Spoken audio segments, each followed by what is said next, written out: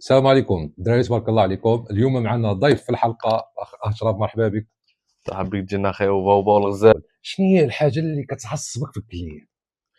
صراحه اللي كتعصبني في الكلين هو مثلا كيشبر التليفون، كيسها مع التليفون، كتصدق الله يحفظ يقدر يوقع شي حاجه، فهمتيني، هذا كنسى مثلا. كنظن وقيله اغلبيه الحلاقين طايحين في هذا المشكل. اغلبيه موقف وقع لك في الصف؟ صراحه هما كاينين بزاف، ولكن واحد زعما قاي جا حسن، شمتني حسن وكدا سالو، سكسبت عليه مزيان، كان ماشي جاي يخلصني، قال لي نسيت فلوس الطوموبيل، راه اللي الصرف انا نجيب لك فلوس، شا ما جا لا هو لا صرف لا فلوس. شنو النصيحه ديالك للشباب اللي عاد بادين في الحلاقه وعاد داخلين هذا الدومين هذا باش تنصحوا؟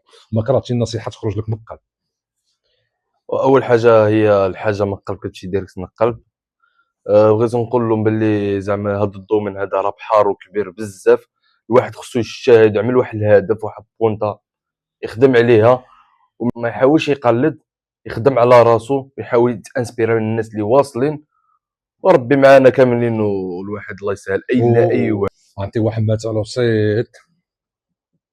شتي الدومين هذا بحالو بحال العافيه الا سيبتي الى اللوح كتشعل، اذا وقفتي الى اللوح كتصطفى. خدم على راسك وفتش على الجديد ديالك.